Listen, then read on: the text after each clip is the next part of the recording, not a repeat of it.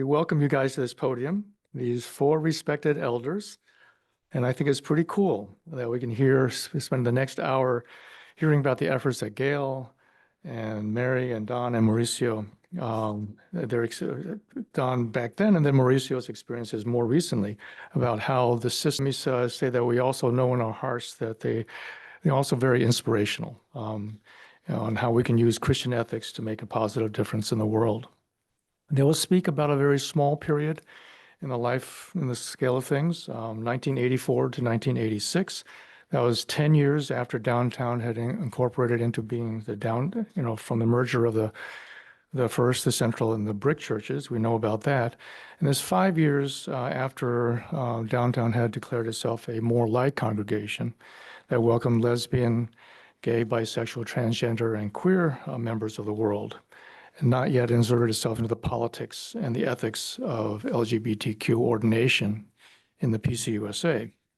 But in 1984, downtown made a small, didn't feel very small back then, but a courageous effort to resist the callousness of the US government, to do something about injustice, to do something to resist the suffering that was caused by powerful structures. And downtown did something to assert its Christian ethics concretely. And so we'll hear from these esteemed ones and how they remember those days. And we're good enough to have Bill Mackey and Joan and Ed and a few others who were there. They might have lived through that period as well. And if they have some recollections, we hope we can hear from them. But I also want to reflect on why it's important to hear these stories. So 40 years ago, Gail and Don and Mary were only middle-aged. It's hard to believe, but they, like many of us, mostly are within a few years of passing off this mortal coil, and we have only limited time with them together. But we and they are not done with our growth. We and they can still be role models, and we are still role models whether we like it or not. So we need to talk about inspiration. We're all in need of inspiration these days, something to motivate us to do more and to be more than just survivors of the daily grind. We have some remaining responsibility, even in our later years, not to be overcome by those barriers, those real and imagined barriers that suppress our inspiration, that frustrate our inspiration. And those barriers result in our numbness and our cynicism. And there's too much of that already in the world. So I look forward to hearing from them. They followed their important role models at their time. And although they're very humble and they're very quiet, they remain very important as our sources of inspiration. And with their models, we can better hope to resist our private reasons to become numb or callous or cynical. And maybe then we can take our own opportunities to express our individual and our collective uniqueness, to join in our connectedness, and to realize that we still have power to make a difference. It happened before, didn't it, Gail? And it can happen again. So, welcome, welcome.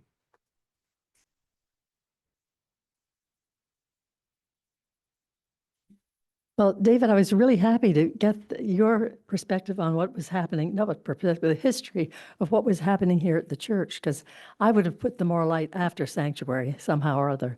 So in order for us to all get a perspective on the historical perspective on it, I've just got a little tiny bit about what was going on in this hemisphere in the 1980s. In February of 1980, Archbishop Oscar Romero wrote a letter to President Jimmy Carter, and in it he said, he pleaded that the administration stop sending military aid to the Salvadoran government. He wrote, "Political power is in the hands of unscrupulous military who know only how to repress the people and promote the interests of the Salvadoran oligarchy." The Carter administration never responded, but later that year, they provided more than $10 million in military aid. At that time, the slogan in El Salvador was, "Be a patriot, kill a priest," and they did. On March 20th, while he was saying Mass, Archbishop Oscar Romero was assassinated by a Salvadoran officer who had been trained at the U.S. Army School of the Americas. On December 2nd of that same year, 4 North American churchwomen were raped and murdered by 5 members of the National Guard, and they too had been trained at the U.S. Army School of the Americas. In 1982, Ronald Reagan became president, and he increased the money for El Salvador to $1.5 million a year, plus sending military advisors and the military themselves to that country. So this was the time of the Cold War, and all across Central America, civil wars were raging. And I thought this would be a helpful quote from the Cambridge University Press about that time. They said, "The strategic stalemate that prevented a direct military conflict between the United States and the Soviet Union displaced violent superpower competition to areas of the Third World where the two blocs could invest in local and regional wars without risking direct confrontation." I had never realized quite that perspective. But back in Rochester, Allison Clark, whose service is going to be held this coming Wednesday, she died at the age of 96. She was a joy-filled prophet, and she was a member of our ACT Council, the Action of Church and Community Together. And in those days, the ACT Council gave equal votes to people in the community with members of our church. And she let us know that families who were fleeing from their lives from El Salvador, Haiti, and Guatemala were being denied entrance into the United States. Why? Because our government was supporting their armies that were intimidating, imprisoning, and massacring their own people. And so Allison urged us to become a sanctuary congregation. We wanted to learn more, so we invited Reverend John Fife of Southside Presbyterian Church in Tucson to help us understand what would be involved if we became a sanctuary congregation. He'd helped start the sanctuary movement after Southside had tried in vain through the court system to resolve the problems of the political refugees through the courts. And he told us that the United States government considered granting sanctuary to be illegal, that there could be fines up to $5,000 and 5 years in prison. Then he paused and he looked at all of us and he said, "But this is nothing compared to the immense suffering of these people who were fleeing for their lives." So DUPC began an intensive study of the legal and moral aspects of sanctuary. Father Jim Callan of Corpus Christi Church said that if one other congregation would join them, we could work together. After 9 months, session voted overwhelmingly in favor, and in 1984, the Rochester Sanctuary Coalition was born. Later, Temple B'rith Kodesh, Lake Avenue Baptist Church, the House Church, and the Quakers joined us in the covenantal relationship, and 11 other congregations became supporters. In June of 1984, we all celebrated the arrival of Alejandro and Leticia Gomez, their 4 children, and the grandmother, Lucila, with a service of welcome. The family took up residence in the 3rd floor apartment of the Institute building right here. In San Salvador, Leticia had a daily radio program for children. Alejandro had been a union leader. He was imprisoned and tortured for trying to form a bus union. And he told us that his most unbearable torture was hearing the cries of the children. He spoke compellingly to many Rochester audiences about the repressive Salvadoran government and United States complicity and said, without the $1.5 million from the United States, that brutal regime could not have existed. For about 6 months, their lives went on smoothly. Then, in January of 1985, as part of a national sweep by government officials, Alejandro and Leticia, who were on their way to English lessons, were surrounded by the INS, Immigration and Naturalization Service, plainclothesmen. They were arrested and taken to the federal building, where bail was set at $3,000 cash. Banks had closed, but supporters filled the federal building and kept a vigil until the money was raised and they were released. At that time, the Gomez family applied for asylum, and their hearing was scheduled for June of 1985, but that date was postponed because in Tucson, the trial of John Fife and 15 other sanctuary workers was underway. The Los Angeles Times wrote, "A federal grand jury in Arizona cracking down on the growing Central American sanctuary movement, has indicted 16 persons, including 3 nuns, 2 priests, and a minister, on charges of smuggling refugees into the United States. They went on to say, government sources here said that the indictment was handed down in Phoenix last Thursday, but sealed until Monday so that INS agents in several cities could arrest 65 refugees and hold them as material witnesses. And you can imagine who 2 of those were. Letitia and Alejandro. They were subpoenaed as witnesses for the government. And in December, after their testimony, the government declared them to be hostile witnesses. Why? Because instead of answering a simple yes or no, they tried to explain to the jury why they had been forced to leave their country, which they had no intention of ever leaving. So the asylum hearing was rescheduled and postponed several times and finally scheduled for June 4th, 1986. Maggie Gatillas, their immigration lawyer, had everything in readiness: documentation from the United Nations High Commissioner for Refugees and the International Red Cross, testimony from Alejandro and Letitia, petitions from thousands of supporters attesting that Alejandro was indeed a political refugee. 12 days before their asylum hearing, on the Friday before Memorial Day, May 23rd, 1986, at 4:30 in the afternoon, Letitia and Alejandro were walking back down Main Street after having visited their lawyer. And all of a sudden, somebody pushed in between Alejandro and Letitia and said, "Hello, Alejandro, how are you?" and pushed him away, and 10 plainclothesmen came. They manacled him with his arms behind his back, pushed him in one of 4 black limousines that was there waiting, and they sped away. And Letitia was standing there wondering, am I in El Salvador still, or am I in the United States? How can this be happening? So 3 frantic hours went by before she learned that Alejandro had been taken to Buffalo and in detention there. It was in a convoy, these 4 black limousines, and he was rearrested by the INS. They claimed to have information which would prove him a threat to national security. Bail had been set at $50,000 cash. By that time, all the banks were closed. It was the beginning of Memorial Day weekend.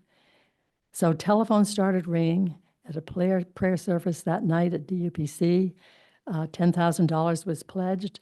Saturday morning, there was a prayer service at Corpus Christi. More money was pledged. And word was spreading. Then an extraordinary thing happened. People started lining up outside the church. There were little children with their piggy banks and just all kinds of people who simply wanted to help. Some had gone to the grocery stores and given them checks for cash. And by the end of the day, 6 o'clock, as a matter of fact, at 6 o'clock, a miracle had happened. We had this $50,000 in cash. So a jubilant car caravan, I think there were 9 of us, 9 cars, but that seems like a lot, but I think there was maybe that many, went to the immigration center at the Peace Bridge in Buffalo. Officials there were punitive and rude, using delaying tactics as much as they could, and muttering that if they had their way, they'd take the whole family out and shoot them. Finally, at 1 o'clock Sunday morning, Alejandro was released. We all wondered if the timing of the arrest was coincidental or if, in fact, it had a great deal to do with the fact that the following Tuesday, the Rochester City Council was meeting to decide on whether or not Rochester would become a city of sanctuaries. That night, the City Hall chamber was packed. Passing the resolution would be understood as an expression of deep concern about U.S. involvement in El Salvador and the policies of the Immigration Service. The district director of the INS, who had already met several times with City Council and threatened them with a cutoff of federal funds, stood up, and this time he threatened to bring action against the Rochester sanctuary workers if the resolution was passed. Though the vote was 6-2 in favor with 1 abstention. So the Gomez's June 4th asylum hearing went on for 3 days and was adjourned until August.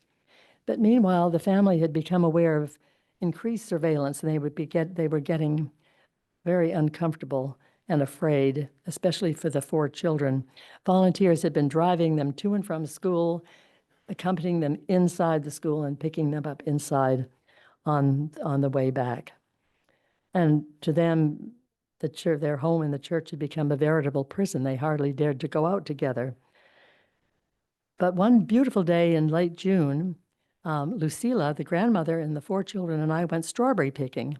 And we came back with 10 boxes of wonderful strawberries and put them on the table in the kitchen. And that was just seemed to be a happy part of the day.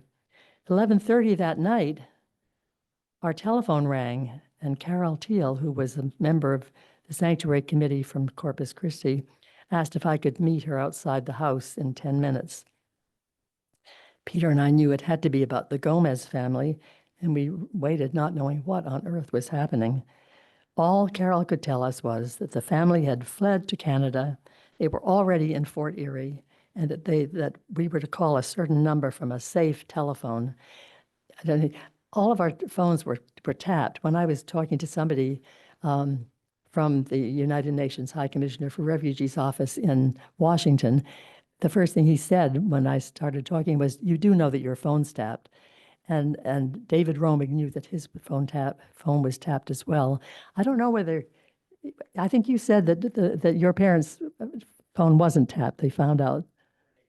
But Meryl and John Mold were the official representatives to Sanctuary from the church.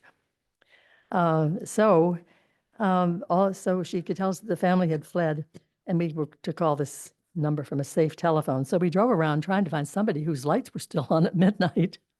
And when we were connected to Alejandro, he came to the phone to tell us that he hadn't wanted to jeopardize anyone on the Sanctuary Committee by involving us in his flight, but that he knew that he would never be safe in Rochester. And so he decided to cross the border and ask for asylum in Canada. He thought it best not to tell his family anything about this in advance. And so while we'd been strawberry picking, he and Letitia had been getting ready, but they couldn't take anything with them. So when they left the church, all they had were the essential documents that were in Letitia's pocketbook. The children thought they were going to a birthday party and would be back. That Sunday, 6 representatives from the declaring congregations gathered at noon, and we waited in silence and with feelings of real relief for their safety, but so much sadness for their loss, as Sister Kathy Wider of Corpus Christi read this letter from Alejandro. "Dear brothers and sisters, it hasn't been easy for me to make this decision. Never has anyone penetrated my heart in the way that you have. I love you all equally, and it was very difficult leaving you without saying goodbye. May God bless you for all the good that is in your hearts. I love you all." He then went on to say that the precarious conditions of his existence had been destroying the lives of his children bit by bit. And he said, "Their lives don't belong to me. I can decide about my own life, but not about theirs. I was sure that I would have been deported along with my wife, my children, and my mother-in-law, whose lives I have caused to be compromised." So all of us felt dazed. It was particularly sobering to recognize that the entire Gomez family most likely would have been denied sanctuary. According to the U.S. Committee for Refugees, 97% of Salvadorans who applied for political asylum between 1983 and 1986 were rejected. But it was hard to adjust to the fact that the Gomez family, whom we'd grown to love, had left us forever. So 2 weeks passed before we realized that we should gather up their belongings and take them to Fort Erie. But our sadness upon entering their apartment soon turned to laughter when we walked into the kitchen, because there on the kitchen table were the 10 boxes of strawberries that had been there for all those weeks, and just juice all over the floor, and these little cucarachas swimming all around happily in the strawberry juice. So in declaring sanctuary, DUPC and other declaring congregations had put the law of God above the law of the government, and putting into action the words of Archbishop Tutu, who asserted that in such, quote, "in situations of oppression, there is no neutral ground." In the process, new and lasting friendships had been forged among our faith communities. And by the mid-1980s, over 500 houses of worship across the country had joined in what historian Christina Scholl has called the largest mass mobilization of civil disobedience against detention and deportation in U.S. history. And I'm happy to report what most of you probably know is that Alejandro and Leticia are still living in Fort Erie. They and their family are all citizens, and his family lives mostly nearby, and the grandchildren all adore Alejandro.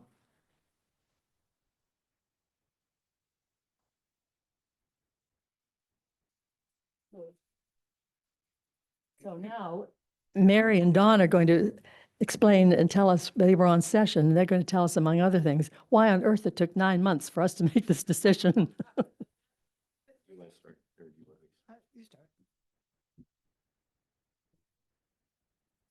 One of the first things that, as a session member, and like Gail said, why did it take you 9 months? I think from my perspective, one of the big deals was the word civil disobedience. And what did that mean? It took us a long time to deal with what the impact, and Mary and I are going to share stories here. In other words, it depended where you were in life whenever you was on session, because it said civil disobedience means you can go to jail. Okay, are you ready to go to jail or not? And obviously it was different depending on where you were in your life at that time, whether you was a family trying to earn a living, whether you was retired and say, oh, I'm going to jail at 85 years old, and where I'm going to stop and let Mary talk. If I'm a judge, and what does that mean whenever, if I make a vote, that I'll lose my job because I'm not allowed to do civil disobedience if I'm the judge in Monroe County in this case. So I'll let Mary tell that part of the story. Session meetings that year went on to pushing midnight. And we grew very close. These were hard decisions. Quite a lot of the time, Betty Pine and I sat next to each other, and when there was a break, talked about our kids. The night of the vote, we talked a minute on that break. And she said, you do understand, however much I care, I am a judge who has sworn to uphold the law. And I think that I'm the kind of judge who makes good decisions for people. So I'm going to have to vote against it. And then immediately resign from session. And I looked at her and said, and I teach in the refugee program. And these are my students. And I have to vote for it. And a few minutes later, we held hands. Well, we canceled out each other's vote with great respect, one for the other. One of the other things that I think is important, the definition of what kind of refugee they are. And you heard Gail say they were political refugees, was applying for political refugee asylum. The government distinguishes whether you're economic, you're in to get a good job, or whether you're fleeing for your life because of political reasons. And since the government, our government, was in cahoots with theirs, they considered them non-threatening countries. So that's why all of their request for asylum was turned down, because they were considered a friendly country, if I want to use that language. Even though, like Gail said, people telling stories of machine gun people arriving at churches to make their point. So I thought that was very interesting.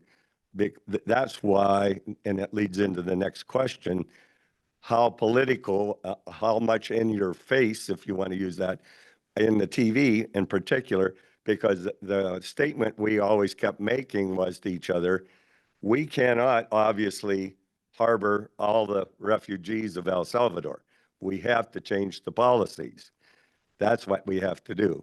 So that meant being in the TV, challenging all the time, challenging our position as the United States government. It says we have to make that change.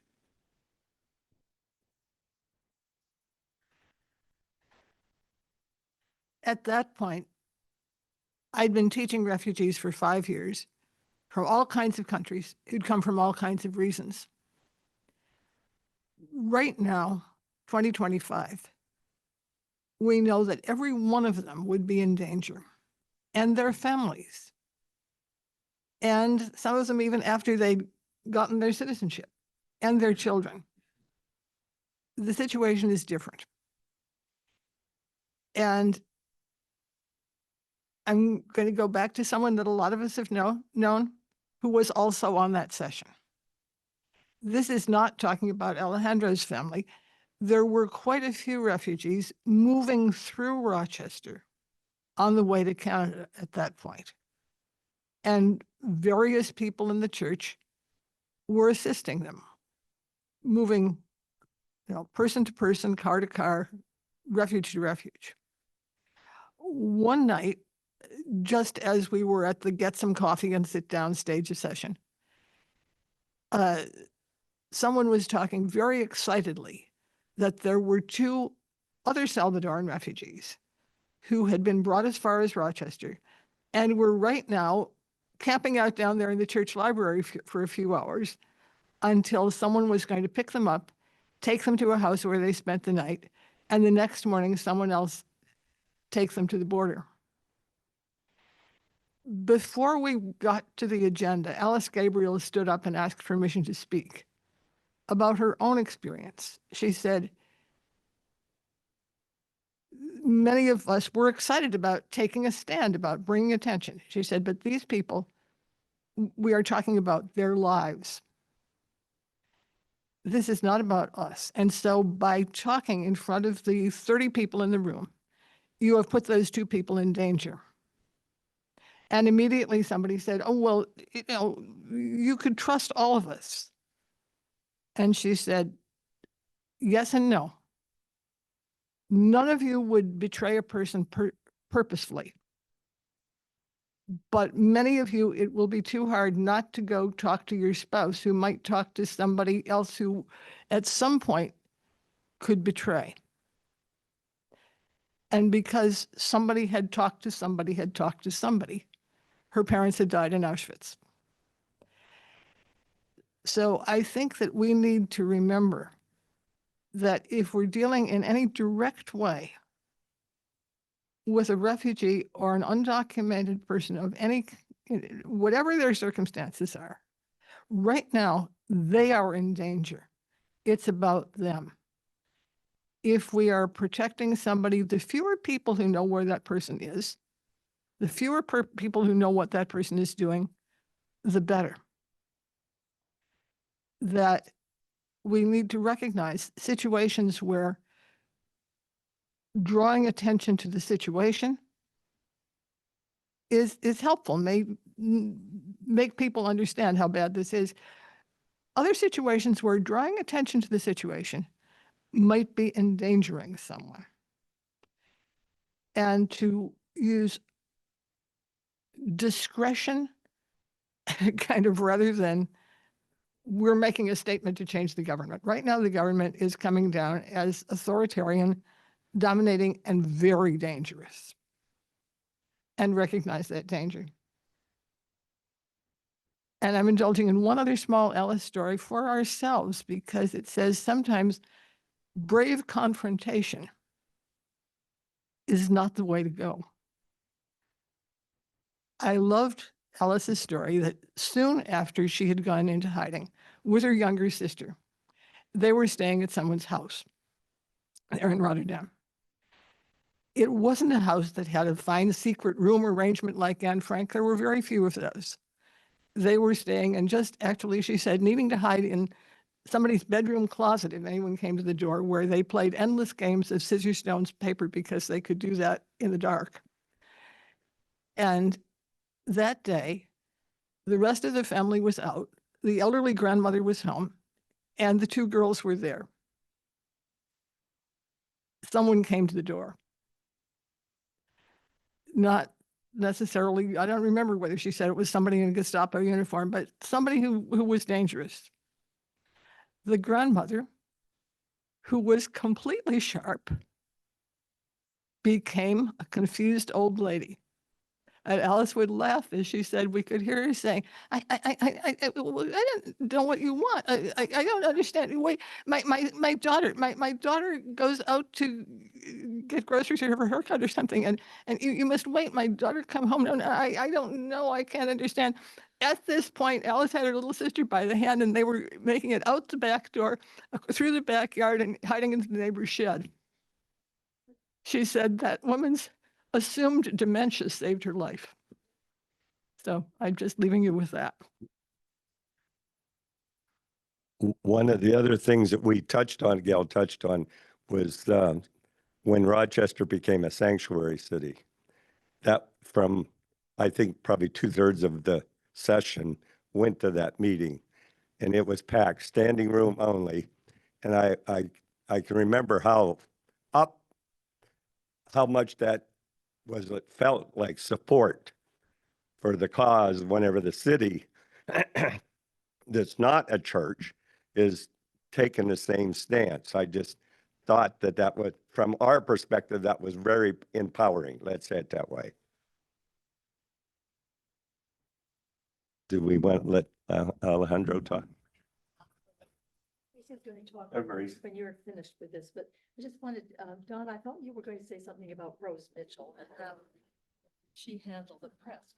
Yes, one of the other things was, how do you handle all this publicity whenever you are intentionally in the news, want to be in the news?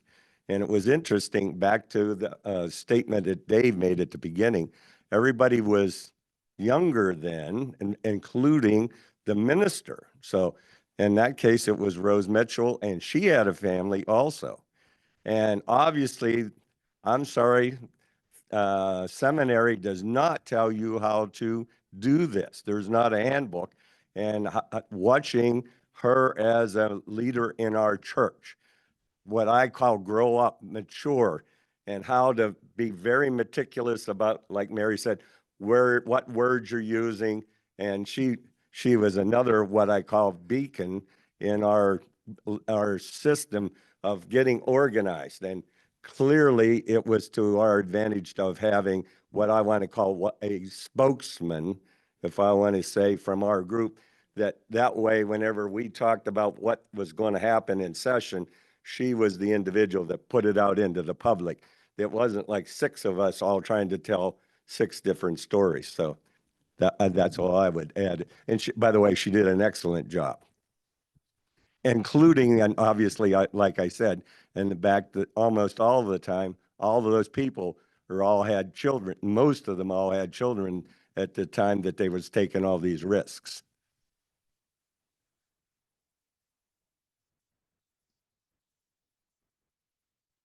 So Mauricio Morales is going to tell us his story, and this will be a personal story.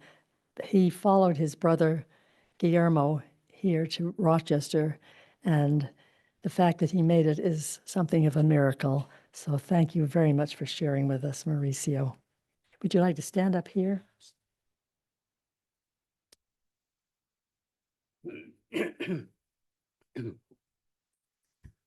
Good morning. Thank you for having me this morning. I don't have anything prepared, so I'm going to speak from my own experience and my brother's life, how he came to the United States and El Salvador. So I might be all over without notes. But anyway, in 1980,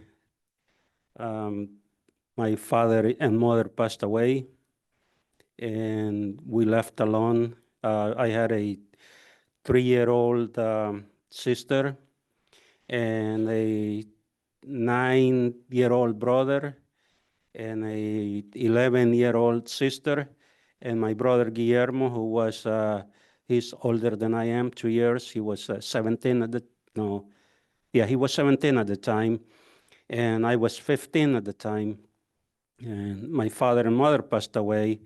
My father died on the streets from drinking too much, and my mother died when she stepped on some incendiary devices and she burned her whole body. She passed away. They passed away within 2 months from each other. And right after they passed away, 2 months later, probably, the army was out in the street recruiting people to take them into the ranks and make them fight their own people, kill their own people.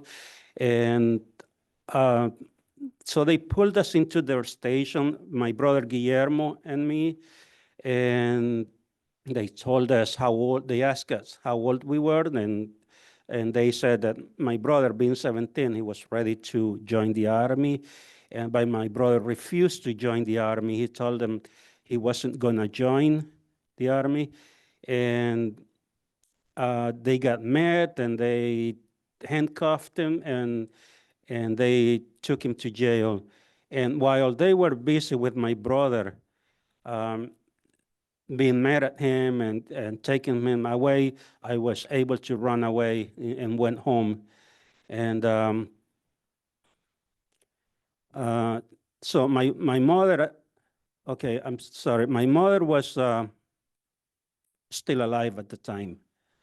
I went home and I told my mother about what had happened to my brother, and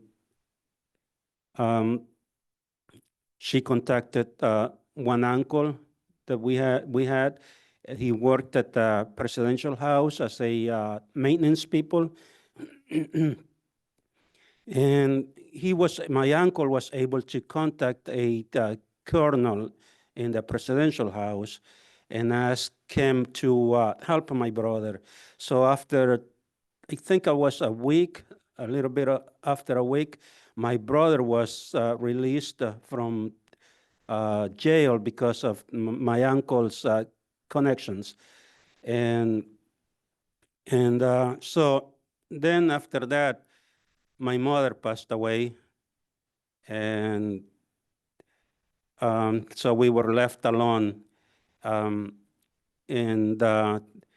the only choice we had was at the time, because we knew that the war was intensifying in El Salvador, because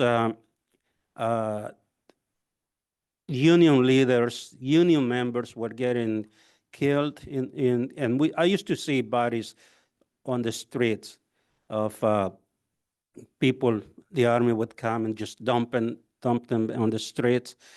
My brother and I, we were always together. Guillermo and I, we walked the streets together. We went to the countryside looking for anything to eat, like fruits and other stuff, wild stuff that grow in El Salvador. So we used to see the bodies laying on the streets. And so after having the experience of him of both of us, the army tried to recruit us. My brother asked his godmother, who lived in Los Angeles at the time, to help him with some money, $100. And his godmother sent him that $100, and he used that money to give me that money. And he told me to leave El Salvador because we were going to be recruited by the army eventually if we stay in El Salvador. I had an older brother, our oldest brother, Armando. He was always away from home, and we didn't see him too much. But after my mother passed away, he came home and he stayed with us for a while. So we convinced my oldest brother, to also go away from El Salvador. And so he took me to the border of Guatemala. And with the $100 that my brother had given us, we went to the border of Guatemala. We tried to swim across a wide river and wild river into Guatemala, but I was too young and I didn't have enough strength yet to swim across the river. And I almost drowned in there. The river was taking me down. And my brother Armando, my oldest brother, came back and he grabbed me and he took me out to the out of the river again into the El Salvador. And finally, we went back into the main border crossing. And my brother Armando, he paid somebody to hide us in the back of a big truck to cross the border. So that's how we crossed the border, because we didn't have papers or permission to leave the country, because they would not allow us, because we were young and ready to join the army. So we crossed the border into Guatemala, hiding in the back of a big truck. And that big truck took us into to the capital of Guatemala. And so the next day, we got up and we, from Guatemala City, we took a bus to the border of Mexico, where we crossed the border also in some tubes, tire tubes. We pay some, my brother pays some people to cross us into those tubes, because it's a wide river, and at the time it was high current. We could not cross it walking. A lot of times people can cross it when there's no rain. When there's no rain season, they can walk across the river. But so that's how we cross the river. We pay somebody to cross us into Mexico. And and then we catch a ride for a little while, maybe an hour, we catch a ride until we got to the immigration checkpoint, because in Mexico, they have, like in the United States, within 100 miles within the borders of the United States, there's checkpoints. The same in Mexico. We got into a checkpoint. We got out of the ride that they have given us, and we had to walk around the checkpoint through the mountains, and that's how we crossed into Mexico. So we made it to Guadalajara. This was all in 1980. We made it to Guadalajara, and my brother knew some people in Guadalajara. They gave us shelter for a little while, but then they, because my brother had a drinking problem also, they told us we had to leave their house. So we were homeless. Luckily, we found a job in construction. We work in construction, and we slept in the construction. And I ended up staying in Mexico for about 8 years, I think 7, 8 years. And while I was in Mexico, we saved some money. My brother Armando and me, we saved some money working in construction. And 1 year later, I asked my brother to go back and get Guillermo, because he was in danger in El Salvador. And so we put the money together. My brother Armando, he knew the route to El Salvador and back. And I asked him to go back and get him. And so he went back to El Salvador. And they had to find places for our little sisters and brother where they could stay. So they did that. They stayed with uncles, with aunts, my little siblings. And then my brother Guillermo, he left El Salvador, went to Mexico. He stayed in Mexico for maybe 2 years. And then he decided that he wanted to come to the United States. This was in 1984. So he took the train. He just jumped in the train on the top of a freight train from Guadalajara to the border of California. And he told me he has told me his story, how he did it. He was in the train, on the top of the train for a few days. And in the weather, rain and sunshine and everything, it was not easy for him, not being able to sleep. And so he made it to the border, where he contacted some smugglers at the border, and he told them that his godmother was going to pay for for them to cross him into the United States. But when they got to the place where his godmother was, she didn't pay for to the smugglers, and they told my brother that the smugglers told my brother that they were going to take him back to Mexico, and they were going to kill him. So, and my brother told me that they stopped at a bar where all the smugglers would get together and have a drink, and they left him alone in a van. And at that time, he had the chance to escape from the smugglers. He ran away, and they saw him running away, and they started chasing him. And but he found a place under a car. He got under a car, and they were looking for him. And finally, they left him alone. They took off, and that's how my brother got to the United States. And then he found a few weeks, he was homeless in Los Angeles.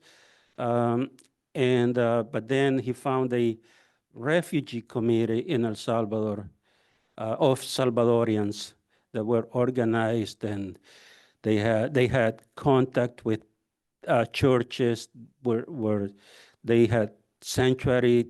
They had approved their sanctuary to help people like fleeing wars. And in this refugee committee, they put my brother in contact with some church, I think in Iowa. And he went to Iowa as a member of the sanctuary movement, and where he was speaking out about the situation in El Salvador and trying to raise awareness of the situation, why the war was going on, and and stop the military aid to El Salvador. So and then after a while, because he was always been in contact with the refugee committee in Los Angeles, they asked him to move to Philadelphia again, to another church, another sanctuary movement, and raise awareness amongst the United States people to stop military funding to El Salvador, to the government of El Salvador. And so I don't know what churches they were, but from Philadelphia, he went into another sanctuary church in New York City. That was the Quakers meeting church. He was in there. I was, in all this time, I had lost contact with my brother in Mexico. I didn't know where he was, what he was doing. I was in Mexico in 1987. Somebody from the sanctuary came to Mexico, and they found me down there, and they told me about my brother, what he was doing, and that he was in danger over here, and all that. And so they gave me his information, his contact, and I got in contact with my brother, and I decided to also make the trip from Mexico to the United States. And but at the time, I had money to pay my bus. I didn't have to climb the freight train. So I paid the bus that took me to the border of California. And when I was in in Tijuana, Mexico, at the border, I called my brother and I told him that where I was, and he told me, yeah, find somebody that will help you, and I will find the money to pay them. So that's how I came to the United States. I went to Los Angeles. A smuggler took me to Los Angeles, and my brother had a friend in Los Angeles. He wired the money from New York City to Los Angeles to his friend, and they paid the smuggler. And then after a week, he sent me an airplane ticket to Los Angeles for me to come and join him in New York City. I came to New York City, and he was at the Quakers house meeting, the church, and I stayed with him for a little while, for maybe 2-3 weeks, because I was not allowed to stay there more than that. They only have room for one person. So, but then I found a place to go in New York City. Well, somebody else gave me shelter for a while in her apartment, and then I went to Long Island, where there was another the organization of churches as organized as a sanctuary movement. So I worked in Long Island, also speaking out about the situation in El Salvador, and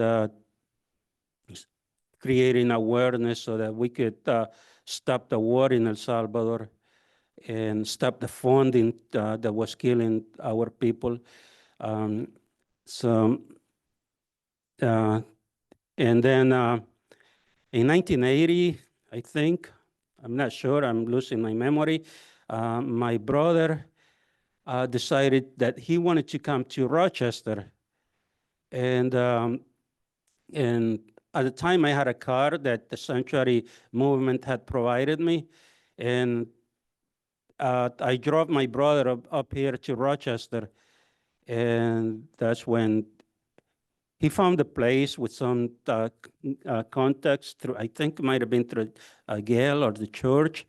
And he lived there for a while. And then after a while, he came to the church. He lived upstairs in the apartment upstairs for 2 years, and as a sanctuary worker here also. This was after the Gomez families had left, so we didn't get to meet them. But my brother was here and working as a maintenance person in the church. So after 2 years, he was able to move out and go about his life and get another job. And he found a job at Wegmans. And so since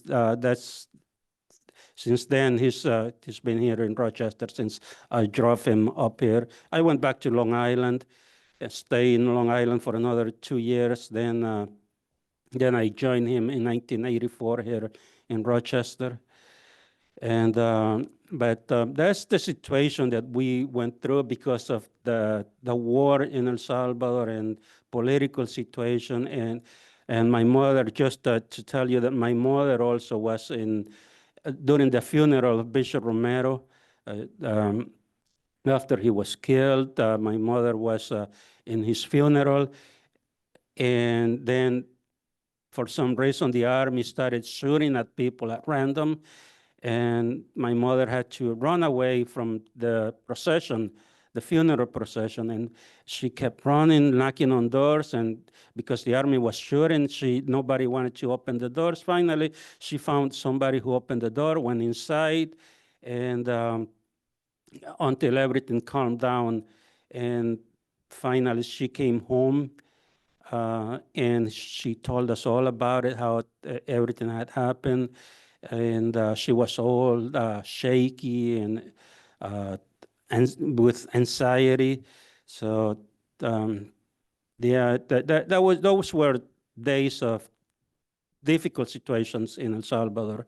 And also Dan touched about political, I mean, we came from a war-torn situation where we were fleeing danger in El Salvador. But Dan touched about the economic refugees, how people are coming here because their economies are bad in their countries. But let's say Cuba and Venezuela, for many years, Cubans were coming to the United States and they were welcome. They were given green cards as soon as they touched the soil in the United States.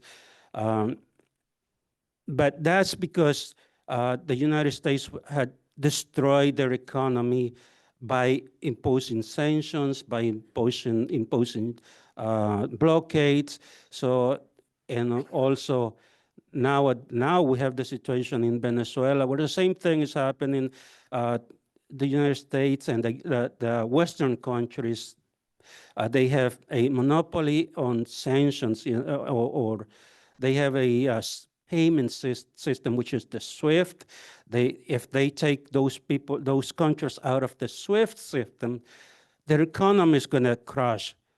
So that's what's going to happen right now in Venezuela, where their economy has crashed because they don't have access to cash, if they don't have money to pay their workers. So the people are fleeing their country because it's a situation created by basically the United States, where their economy has crashed and they're coming to the United States, where back in the days, they were welcome in situations like that, but not anymore. Not anymore. Now it's different.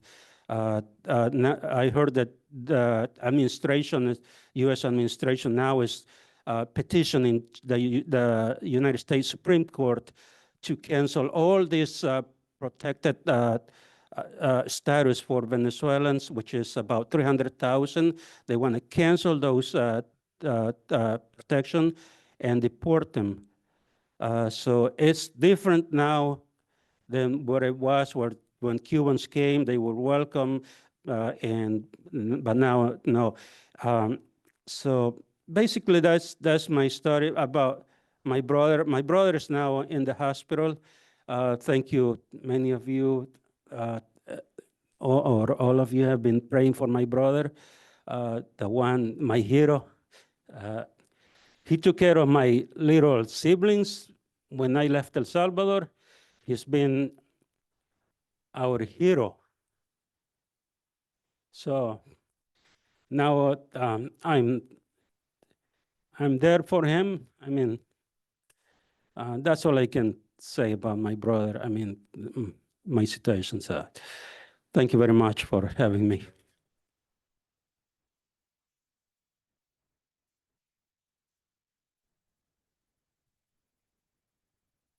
Any questions?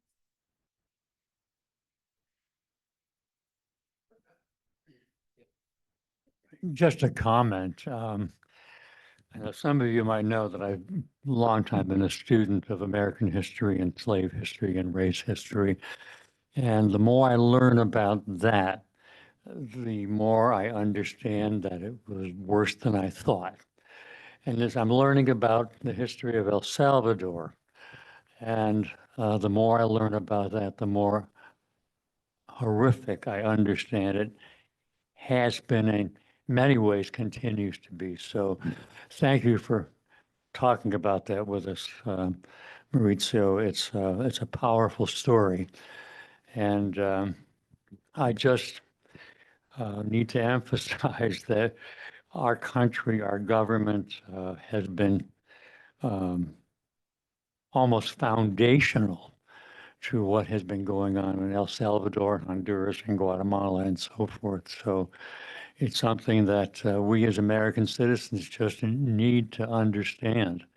And as Mary pointed out, we're dealing with probably the most intensively dangerous regime that we ever have.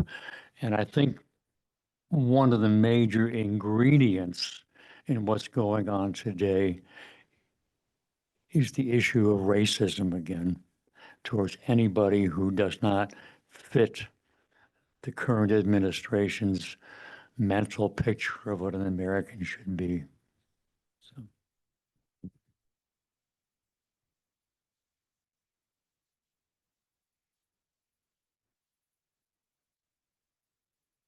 Mauricio, what is your official immigration status here and how did you get it?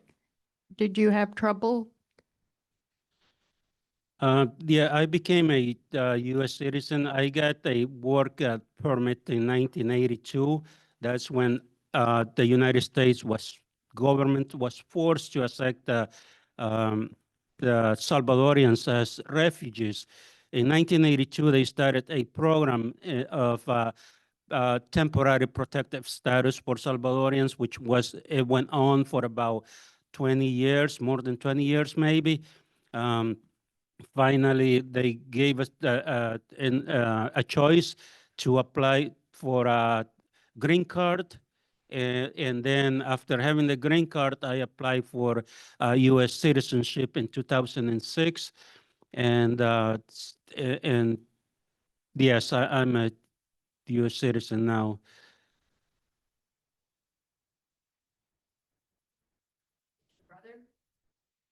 My brother also, yes, same thing. Yeah, we went through the same process.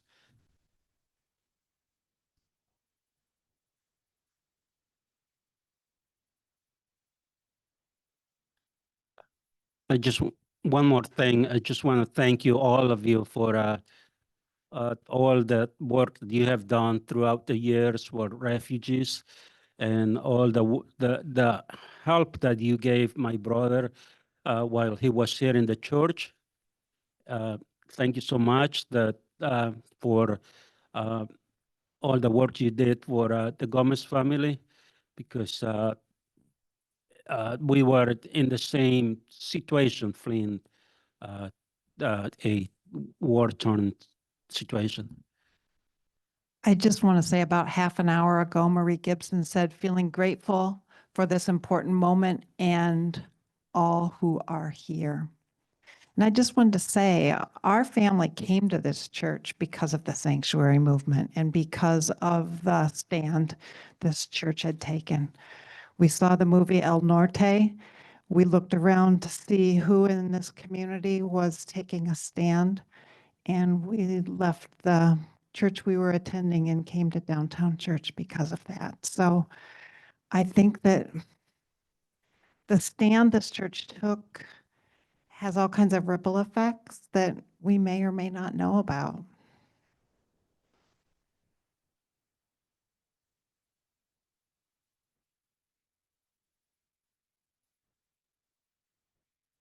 I hate to bring this to an end, but we all have to get to worship. This has been so wonderful, everybody. Thank you so much for all of your sharing today. And we're going to carry this forward next week when we have presenters from the Worker Justice Center of New York, which was formed with the Worker Justice Center merged with the Farm Worker Legal Service of New York, and the Workers' Rights Law Center merged. And our guests will share with us about legal challenges to the for-profit operation of the Federal Detention Center in Batavia. And also Gabriel Marcano is going to talk to us about their efforts to investigate human trafficking. So please come and join us next week at this time.